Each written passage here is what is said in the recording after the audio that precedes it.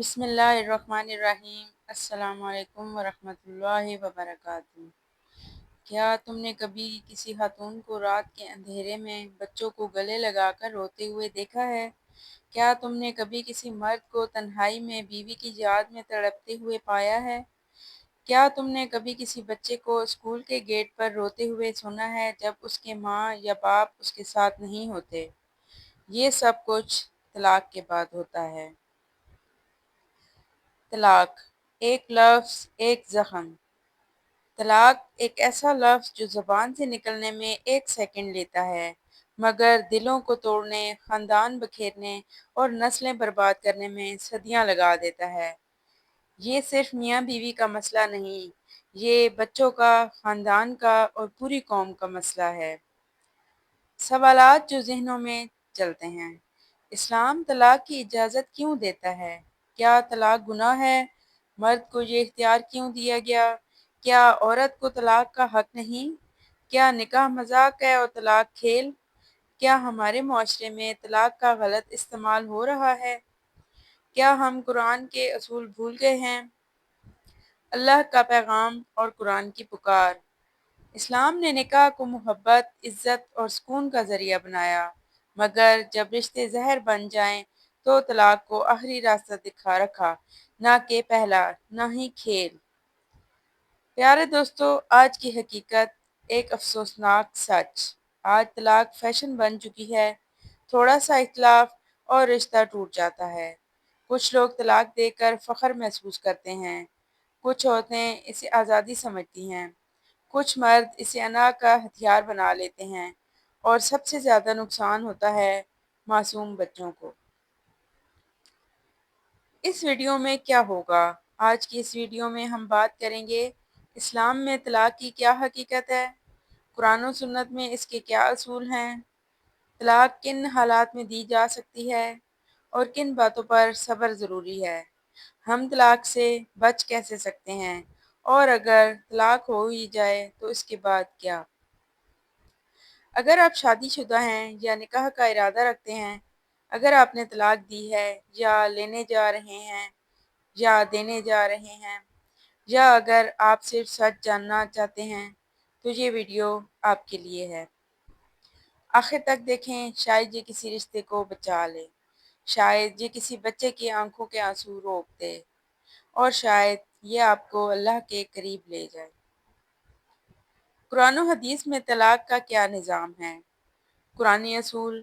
سورۃ البقرہ آیت نمبر 229 میں اللہ پاک ارشاد فرماتے ہیں: طلاق 2 بار ہے، پھر یا تو نیکی سے رکھنا یا بھلے طریقے سے رخصت کرنا۔ طلاق کو آخری حل قرار دیا گیا۔ بار بار طلاق دینا، لینا یا مذاق بنانا سخت منع ہے۔ اسلام توازن چاہتا ہے، ظلم نہ ہو اور بندگی بھی باقی رہے۔ اسی طرح سورۃ النساء آیت نمبر 35 میں اللہ پاک ارشاد فرماتے ہیں: اگر میاں بیوی میں اختلاف کا اندیشہ ہو تو ایک ثالث مرد کے خاندان سے اور ایک عورت کے خاندان سے مقرر کرو۔ طلاق سے پہلے ثالثی یعنی مشورہ صلح فرض ہے۔ فوراً طلاق دینا سنت کے خلاف ہے۔ پیارے دوستو، اسی بارے میں احادیث نبی صلی اللہ علیہ وسلم ہیں۔ نبی کریم صلی اللہ علیہ وسلم نے فرمایا: اللہ کے نزدیک سب سے ناپسندیدہ حلال چیز طلاق ہے۔ ابو داؤد۔ ایک اور حدیث ہے: شیطان اپنا تخت پانی پر بچھاتا ہے، پھر اس کا قریبی وہ ہوتا ہے جو میاں بیوی میں جدائی ڈالے۔ صحیح مسلم۔ اسلام طلاق کو برا نہیں کہتا، مگر پسند بھی نہیں کرتا۔ یہ کھیل نہیں، یہ انتہائی قدم ہے جب باقی سب ناکام ہو چکا ہو۔ طلاق کی اقسام کون کون سی ہیں؟ طلاق رجعی، پہلا یا دوسرا طلاق، عدت میں رجوع ممکن، نکاح برقرار رہتا ہے۔ دوسرا ہے طلاق بائن، اس میں کیا ہوتا ہے؟ عدت کے بعد رجوع ممکن نہیں، دوبارہ نکاح کے بغیر ساتھ نہیں رہ سکتے۔ نمبر 3 ہے طلاق مغلظہ، 3 طلاقیں ایک ساتھ یا مکمل ہو جانا، رجوع اس میں ناممکن ہے، حلالہ کے بغیر نکاح نہیں ہو سکتا، اور وہ بھی جائز شرائط کے تحت۔ عدت کا کیا تصور ہے؟ طلاق کے بعد عورت کی عدت 3 حیض یا 3 مہینے ہوتی ہے۔ اس کا مقصد یہ ہے کہ حمل واضح ہو جائے، رجوع کا موقع ہو، جذبات ٹھنڈے ہوں۔ طلاق کی وجوہات کیا ہوتی ہیں؟ یہ آج کا سچ ہے۔ طلاق کبھی بھی اچانک نہیں ہوتی، یہ بہت سی اندیکھی غلطیوں کا نتیجہ ہوتی ہے۔ عام طور پر اس کی وجوہات یہ ہیں: نمبر 1، غصہ اور انا، مالی مسائل، عدم برداشت، ساس بہو کے جھگڑے، سوشل میڈیا، موبائل، دوسرا رشتہ، بے حیائی، پردے کا نہ ہونا، غیر محرموں سے روابط کم کی جا سکتی ہے۔ پیارے دوستو، بچوں پر طلاق کے کیا اثرات ہوتے ہیں؟ جذباتی سچے واقعات ہیں کچھ۔ ایک 10 سالہ بچی اسکول میں رو رہی تھی، امی الگ رہتی ہیں، ابو الگ، اور میں کہاں جاؤں۔ ایک نوجوان لڑکا گینگ میں شامل ہو گیا، جب میرے ماں باپ الگ ہو گئے میرا دل بھی ٹوٹ گیا۔ طلاق بچوں کی شخصیت کو توڑ دیتی ہے۔ طلاق کے بعد کی زندگی کیسی ہوتی ہے اور اسلام اس بارے میں کیا رہنمائی کرتا ہے؟ اسلام کا عدل کیا ہے؟ طلاق کے بعد عورت کی عزت باقی ہے، نان، نفقہ، عدت، بچوں کا حق۔ طلاق شدہ عورت نکاح کر سکتی ہے، مرد کو بھی نیا آغاز کرنے کی اجازت ہے۔ حلال طریقے سے الگ ہو جانا، کردار کشی نہ کرنا، بچوں کو مت بھولنا، طلاق کے بعد بھی اخلاق باقی رہے۔ نصیحتیں کیا ہیں جی؟ نکاح عبادت ہے، طلاق بھی ایک امتحان ہے، اور جو صبر کرے وہ اللہ کا محبوب بن جاتا ہے۔ اگر طلاق ہو چکی ہے، توبہ کریں، اپنے رب سے رجوع کریں، کیونکہ وہی ٹوٹے دل جوڑتا ہے۔ طلاق دینے کا صحیح طریقہ کیا ہے؟ سنت طریقہ کیا ہے؟ ایک طہر پاکی کے ایام میں بیوی سے ہم بستری نہ کی ہو، صرف ایک طلاق دی جائے اور انتظار کیا جائے، بیوی کو گھر سے نہ نکالا جائے اور عدت کے دوران رجوع ممکن ہو۔ طلاق دینے کا غلط طریقہ جو کہ حرام یا مکروہ ہے، غصے میں، مزاح میں یا ایک وقت میں 3 طلاقیں دینا، حیض کے دوران طلاق دینا، بیوی کے ساتھ ہم بستری کے فوراً بعد طلاق دے دینا۔ اسی طرح طلاق کے بعد بچوں کی کفالت کون کرتا ہے؟ چھوٹے بچوں کی پرورش ماں کو دی جاتی ہے جب تک وہ شادی نہ کرے۔ والد بچوں کے نان نفقہ کا ذمہ دار ہے۔ عدل و انصاف، بچوں کی بہتری اور اسلام کی روشنی میں فیصلے۔ طلاق کا معاشرتی اثر کیا ہوتا ہے؟ گھر تباہ، بچے متاثر، خاندان تقسیم۔ معاشرے میں طلاق کی شرح میں اضافہ ایک المیہ بن چکا ہے۔ احتیاط، صبر، مشورہ اور بزرگوں کی شمولیت ضروری ہے۔ طلاق دینے سے پہلے کے متبادل راستے کون سے ہیں؟ اصلاحی کوششیں، گفت و شنید، مشورہ، صبر۔ ثالثی، دو خاندانوں کے ذمہ دار افراد کو مشورہ دینا۔ وقت دینا، علیحدگی اختیار کرنا لیکن طلاق نہ دینا۔ دعا اور اللہ سے مدد لینا۔ مغربی دنیا میں طلاق اور اسلام کا کیا فرق ہے؟ مغربی معاشرہ طلاق کو معمولی سمجھتا ہے، جبکہ اسلام میں طلاق آخری حل ہے۔ اسلام میاں بیوی کے حقوق، عدل اور محبت پر زور دیتا ہے۔ اسی طرح طلاق اور خلا میں فرق بہت اہم اور بنیادی فقہی موضوع ہے جسے اکثر لوگ الجھا بیٹھتے ہیں۔ خلا بیوی کی طرف سے ہوتی ہے۔ طلاق وہ عمل ہے جس میں شوہر نکاح کو ختم کرتا ہے۔ خلا کا آغاز بیوی کی طرف سے ہوتا ہے، طلاق کا آغاز شوہر کی طرف سے۔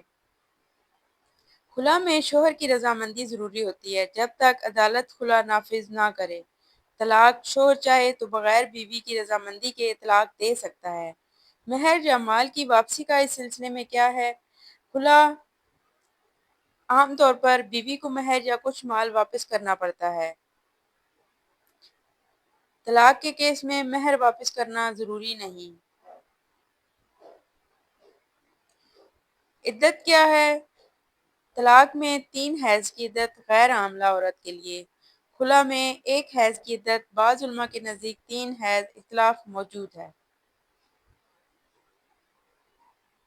اس بارے میں عدالت کا کیا کردار ہے؟ خلا اگر شوہر خلا نہ دے تو عدالت خلا کی ڈگری جاری کر سکتی ہے۔ طلاق عدالت کی ضرورت نہیں، شوہر خود دے سکتا ہے۔ خلا بیوی کی ناپسندیدگی، ظلم یا نفرت کی وجہ سے مانگی جاتی ہے، جیسے شوہر کا بد اخلاق ہونا، خرچہ نہ دینا، زیادتی کرنا وغیرہ۔ طلاق عموماً شوہر کی ناراضی یا کسی مسئلے کی بنیاد پر دی جاتی ہے۔ مثال کے طور پر اگر شوہر خود کہے میں تجھے طلاق دیتا ہوں تو یہ طلاق ہے۔ اگر بیوی کہے مجھے تم سے علیحدگی چاہیے، میں خلا مانگتی ہوں، اور شوہر یا عدالت اس کی منظوری دے دے تو یہ خلا ہے۔ دوستو، طلاق ہو یا خلا، یہ اسلام کی دی ہوئی اجازتیں ضرور ہیں، مگر ان کا استعمال صرف آخری حد پر ہونا چاہیے۔ جب ہر در بند ہو جائے، جب محبت ختم ہو جائے، جب دل اجڑ جائیں، جب رشتے سانس لینے لگیں۔ یاد رکھو، نکاح صرف ایک رسم نہیں، یہ دو دلوں کا، دو خاندانوں کا، دو زندگیوں کا مقدس رشتہ ہے۔ اسے توڑنے سے پہلے ہزار بار سوچو، اور جوڑے رکھنے کے لیے ایک بار معاف کرنا سیکھو۔ بعض اوقات ایک لفظ طلاق پوری نسلوں کو توڑ دیتا ہے۔ بچوں کے خواب، بیوی کی ہنسی، شوہر کی امید، سب کچھ بکھر جاتا ہے۔ اگر تمہیں طلاق کا حق دیا گیا ہے تو اسے طاقت نہ سمجھو، یہ ایک امانت ہے۔ اگر تم خلا کا حق رکھتی ہو تو اسے ضد نہ بناؤ، یہ ایک آخری پناہ ہے۔ اللہ تعالیٰ نے فرمایا، سورۃ نساء آیت نمبر 130، اگر تم الگ ہو جاؤ تو اللہ تم میں سے ہر ایک کو اپنی وسعت سے بے نیاز کر دے گا۔ تو جدائی میں بھی ہو تقویٰ ہو، جدائی میں بھی اخلاق ہو، اور جدائی کے بعد بھی دعا ہو کہ یا اللہ میرے اور اس کے لیے بہتر زندگی اور سکون عطا فرما۔ اللہ ہمیں اپنے گھروں کو جنت بنانے کی توفیق دے، اور جب بکھرنا ہی مقدر ہو تو عزت کے ساتھ، احسان کے ساتھ بکھرنے کی ہمت دے۔ اللہ ہمیں حکمت، صبر، محبت اور شعور عطا فرمائے، آمین۔ اگر ویڈیو پسند آئی ہو تو اسے لائک ضرور کریں، کمنٹ کریں۔ میں نکاح کو عبادت سمجھ کر نبھاؤں گا یا نبھاؤں گی، انشاءاللہ۔ اور اس ویڈیو کو شیئر کریں تاکہ ایک رشتہ بچ جائے۔ پیارے دوستو، طلاق یا خلا جیسے نازک اور دل توڑ دینے والے حالات میں دل کو سہارا دینے والی ایک خوبصورت، عاجزانہ اور مؤثر دعا پیش کی جا رہی ہے۔ اس کا ترجمہ ہے، اے اللہ میرے دل کے ٹوٹنے کو جوڑ دے، مجھے خوبصورت صبر عطا فرما، جو کچھ چلا گیا ہے اس سے بہتر عطا فرما، میرے دل کو سکون دے، میری روح کو راحت دے، اور میری باقی زندگی میں برکت عطا فرما۔ یا اللہ اگر یہ جدائی تیرے علم میں بہتر ہے تو میرے لیے اس میں خیر لکھ دے، میرا دل مطمئن کر، میرے گناہوں کو معاف فرما، اور مجھے ایسی زندگی عطا فرما جس میں دین بھی ہو، سکون بھی ہو، عزت بھی ہو، اور تیری رضا بھی ہو۔ اور آپ اپنے دل کو سکون دینے کے لیے یہ دعا پڑھ سکتے ہیں۔ اس کا ترجمہ ہے، اے اللہ میرے دل کو اپنے ذکر سے مطمئن فرما دے۔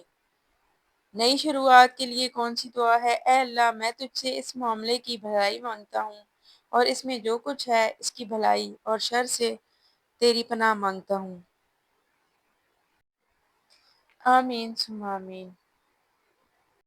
اللہ پاک سب کے گھروں کو آباد رکھے، سب کے نکاح میں برکت ڈالے، اور میاں بیوی کو آپس میں حسن سلوک عطا فرمائے، آمین ثم آمین۔